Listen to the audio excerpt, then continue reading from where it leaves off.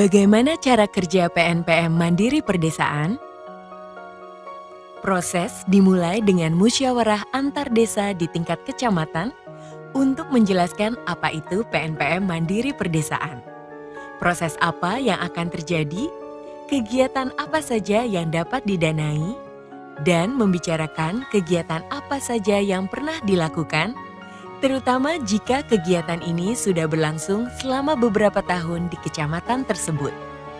Dalam pertemuan ini, mereka dapat mendiskusikan apakah pemeliharaan kegiatan yang lalu telah dilakukan. Apakah sebagian dana telah digunakan sebagai dana simpan pinjam, dan apakah pembayarannya sudah tepat waktu. Pertemuan ini penting karena dalam pertemuan ini, masyarakat mendapatkan informasi bahwa tidak semua kegiatan nantinya akan dibiayai karena dana yang teranggarkan tidak mencukupi.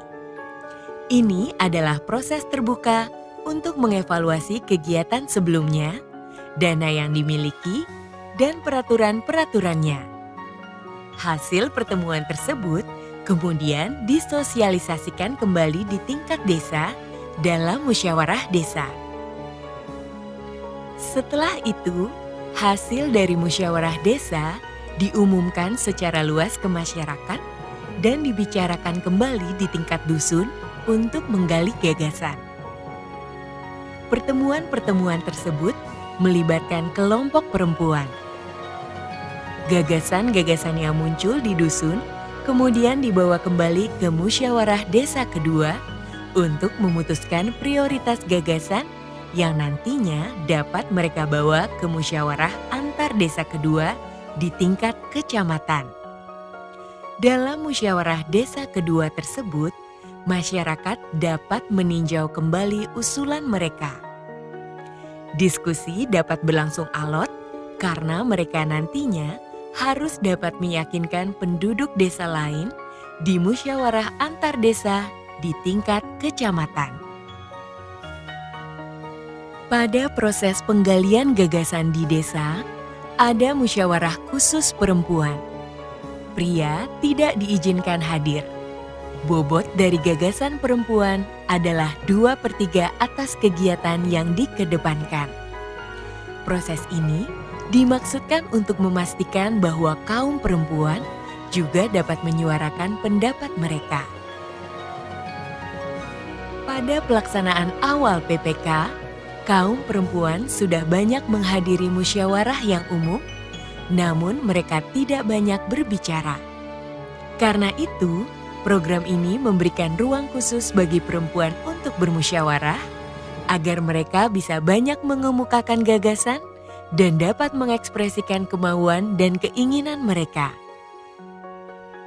Setelah prioritas desa diputuskan, beberapa orang dari instansi teknis pemerintah lokal, perwakilan desa, dan fasilitator membuat sebuah kelompok kecil untuk mengkaji ulang gagasan yang ada. Hal ini dimaksudkan untuk memastikan bahwa gagasan tersebut benar-benar layak didanai, memenuhi aspek teknis, sosial, dan ekonomi, serta dapat dikerjakan sendiri oleh masyarakat. Setelah gagasannya dikaji, masyarakat bertemu kembali di tingkat kecamatan dalam musyawarah antar desa kedua untuk memberikan peringkat usulan yang datang dari desa.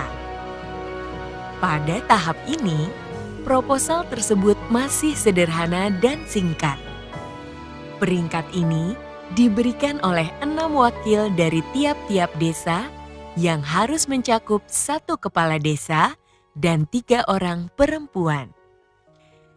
Setelah peringkat ditentukan, fasilitator teknis membantu masyarakat untuk membuat desain dan rencana anggaran dan biaya untuk prioritas yang paling tinggi.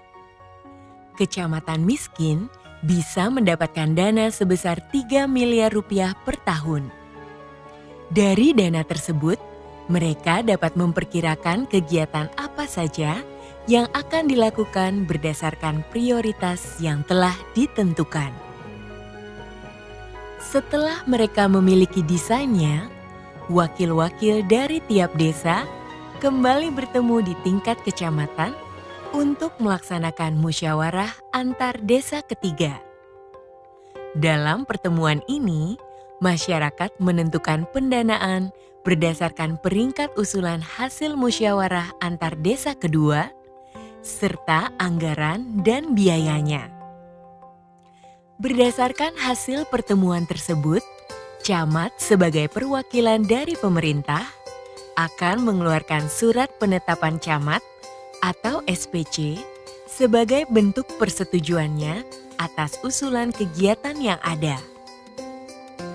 Dalam 13 tahun pelaksanaan PNPM Mandiri Perdesaan, tidak pernah ditemukan camat yang menolak untuk menjalankan proses ini.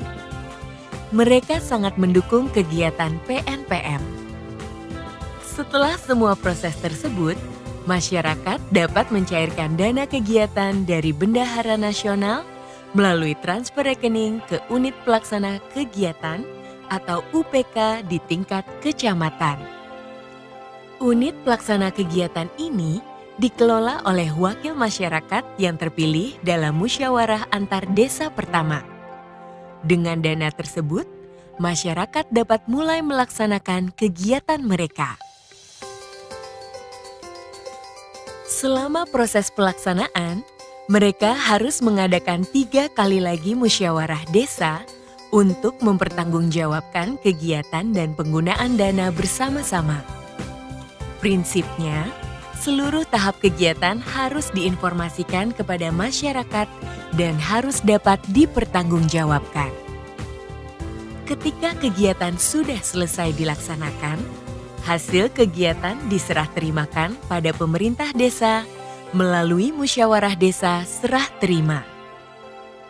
Dan itu tadilah siklus tahunan PNPM Mandiri Perdesaan. Kami menyadari bahwa pada akhirnya salah satu tujuan awal dari PNPM Mandiri Perdesaan adalah untuk memastikan proses perencanaan bottom-up musrembang di Indonesia bekerja.